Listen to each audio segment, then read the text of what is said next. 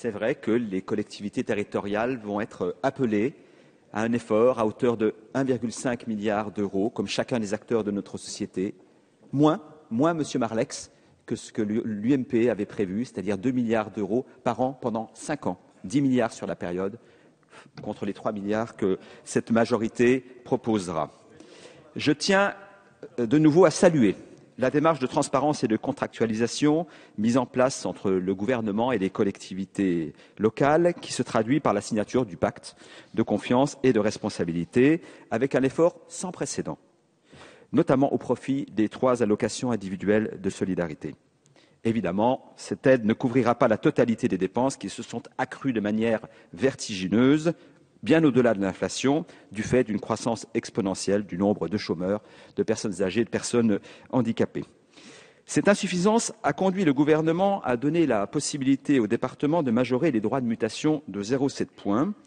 Cette disposition va malheureusement pénaliser la mobilité des ménages, puisqu'elle renchérira le prix de l'immobilier. Plus les transactions sont coûteuses, plus on hésite à vendre son logement pour en acheter un autre. Les DMTO sont déjà plus élevés dans notre pays que dans d'autres, comme l'Allemagne, où la mobilité est beaucoup plus facile. De plus, ce dispositif transitoire, pour 2 ans, ne correspond absolument pas à la problématique qui restera structurelle sur ces allocations individuelles. Bref, il serait pertinent que les départements n'activent pas ce levier. Par ailleurs, il faut également saluer la volonté du gouvernement d'assurer la stabilité du budget en faveur des investissements des collectivités territoriales, si importants pour nos territoires, pour les habitants, pour les entreprises. Satisfaction également de voir se poursuivre la montée en puissance des péréquations horizontales et verticales sur la base de critères, là aussi, définis en collaboration avec les collectivités locales dans le cadre du pacte de confiance. Mais je souhaiterais alerter le gouvernement sur un point précis qui constitue un biais pour mesurer les dotations aux communes et aux communautés avec un double comptage des sommes qui transitent de l'une à l'autre, en pénalisant les collectivités qui font un effort d'intégration fiscale, démarche que nous encourageons par ailleurs. Concernant le programme 122, Madame la ministre a apporté à mes questions des réponses en commission élargie concernant les crédits budgétaires accordés aux régions pour financer l'apprentissage.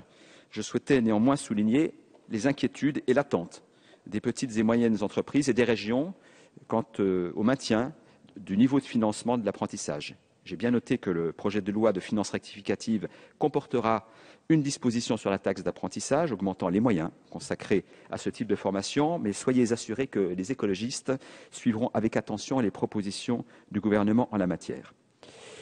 De même, je continue à m'interroger sur les modalités de redistribution du produit de la CVAE proposée à l'article 59.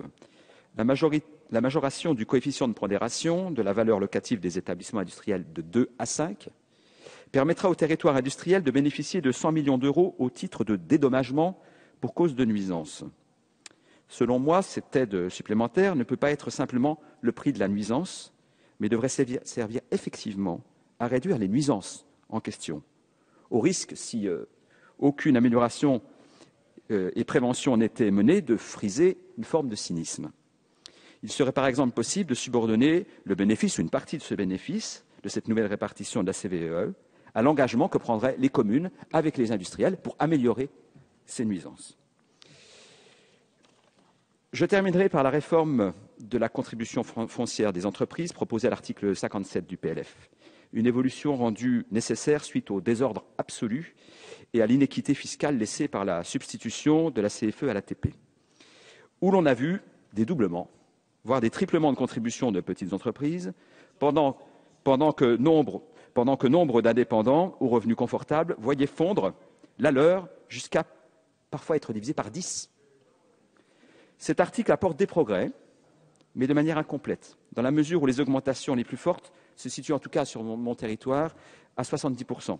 70% de 1/10, ça laisse quand même une division par 5 pour certains professionnels par rapport aux contributions antérieures. Sans parler des difficultés pour les collectivités d'accéder aux informations leur permettant de calculer l'impact précis de ce nouveau régime sur leurs recettes et du délai de 21 jours qu'il leur est laissé et qu'il faut absolument prolonger pour que les simulations puissent être fondées et qu'elles puissent fonder leurs décisions. Et donc, il conviendrait de prolonger ce délai. Voilà, je vous remercie, mesdames et messieurs. Merci.